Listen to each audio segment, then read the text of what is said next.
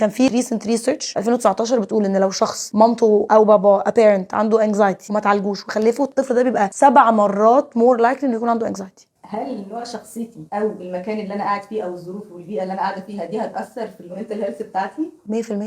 100%. بصي، عشان اديفلوب منتل إلنس ويبقى ظاهر، يعني انا بقى شخص دلوقتي بعاني من مرض نفسي ما، هي مالتي دايمنشن، هي مش حاجه واحده بس. اولا لازم يكون عندي حاجه اسمها جينيتك بريدisposition، قابليه جينيه، جدي بقى مامتي وات ايفر في المرض ده. مش لازم، بس قصدي انه بتبقى عرضه اكتر طبعا ان انت تديفلوب. طيب انا دلوقتي خلاص شخص عرضه ان انا يجي لي اكتئاب، بابايا ومامتي عندهم اكتئاب، طب بابايا ومامتي ما عالجوش الاكتئاب ده وخلفوني وربوني وهم عندهم اكتئاب، البرسنتج او لايكليهود ان انا اطلع عندي اكتئاب بتضرب في السما. يعني كان في ريسنت ريسيرش 2019 بتقول ان لو شخص مامته او بابا ابيرنت عنده انكزايتي وما تعالجوش وخلفه، الطفل ده بيبقى 7 مرات مور لايكلي انه يكون عنده انكزايتي. اولا عنده القابليه الجينيه، ثانيا هو اتربى في بيئه كلها انكزايتي، فالمرض بيظهر نفسه او الجين بيظهر نفسه. ده هنا اتكلمت على السايكولوجيكال اسبكت، الام ما عالجتش ده فبتربيه بطريقه معينه، والبيولوجيكال اسبكت اللي هو الجينات. في بقى السوشيال اسبكت، في المدرسه بيجات بوليد، ما عندوش صحاب، كلمش مع حد، فده كمان بيزود. فان اوردر ان انا اديفلوب مرض نفسي مالتي دايمنشن. وفي حاجه زي بقى اللي هو نوبه اكتئاب. ممكن انا شخص ما عنديش جينيتك بريدisposition او انا ما اعرفش اوفت، يعني يحصل لي موقف صعب جدا قاسي جدا، فقدت حد وات ايفر، ويجي لي ميجر ديبريسيف ديس اوردر، يبقى فعلا عندي المرض ده وابقى متشخصه. بس هتبقى سرعتي على التخلص منه والتعامل معاه اسهل لو انا ما عنديش كل الحاجات التانية اللي انا قلت لك عليها دي.